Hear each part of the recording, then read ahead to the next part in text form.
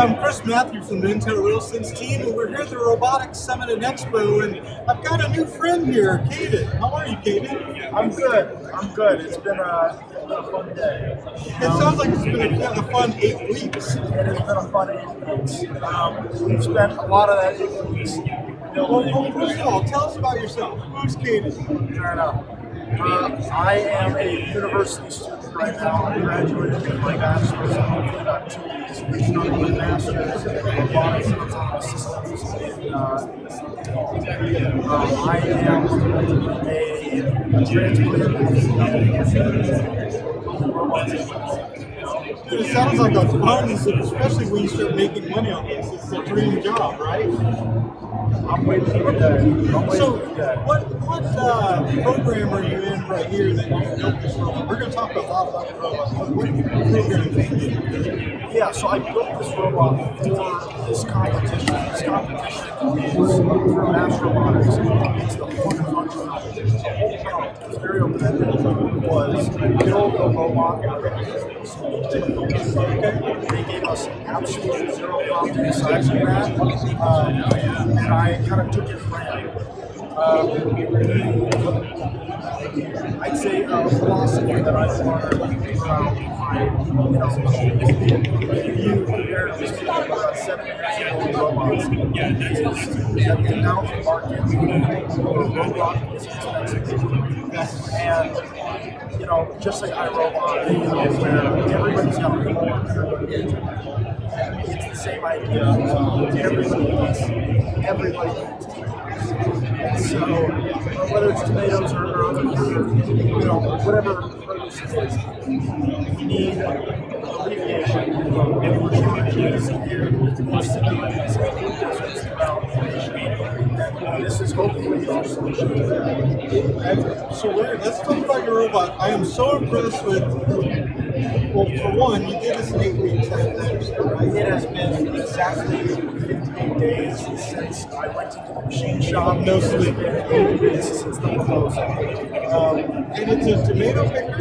It picks tomatoes, yeah. So this is designed for a semi-structured environment like a greenhouse that would have rails on the floor between lines of plants. And the idea is that this thing rides up and down rails. And using this RealSense camera, I am able to map the entire environment all the way up and down. And I'm able to use custom CD modeling to figure out, in my local coordinates, where all the tomatoes are, and use that to map and pick my tomatoes once I determine it's a line.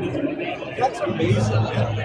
You mentioned you didn't even use Ross. We did not actually use Ross. We ran into a little bit of trouble with our WSL environment. They call hardware so that the SDK built a virtual environment that actually sees the camera.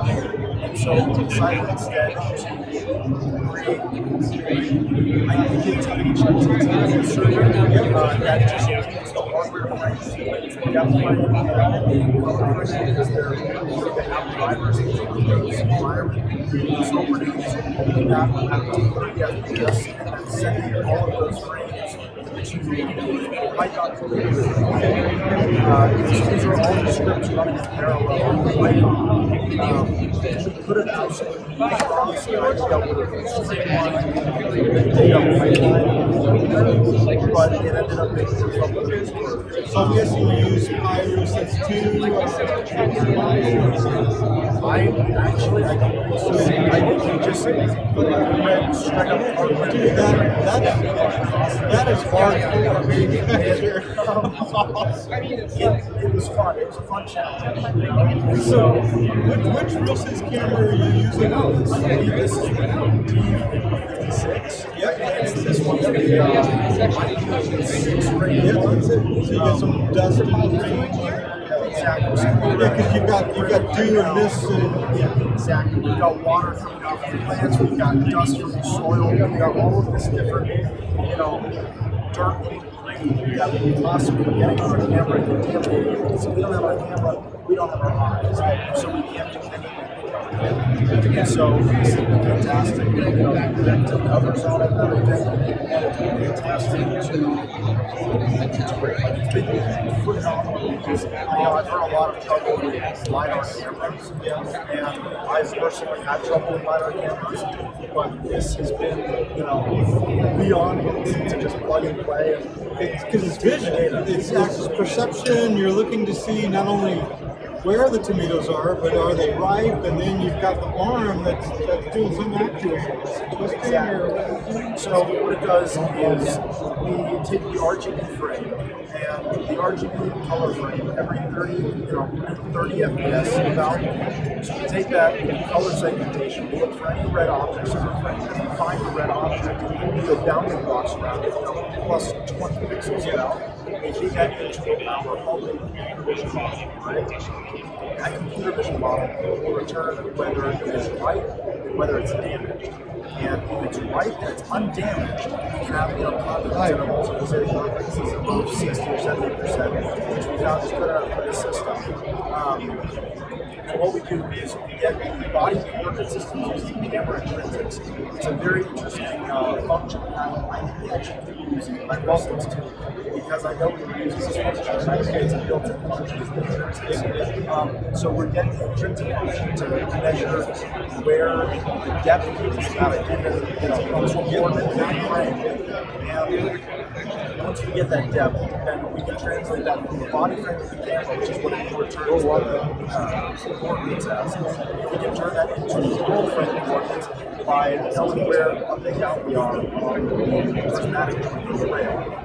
So that turns every tomato, every single frame that it recognizes into a set of coordinates. And once we have this set of coordinates, we can compare it to every other tomato we've ever seen. And if it's within about 10 centimeters of any other tomato, we say it's probably the same tomato. Whether there's a breeze or whether the line shifts, it's probably the same tomato.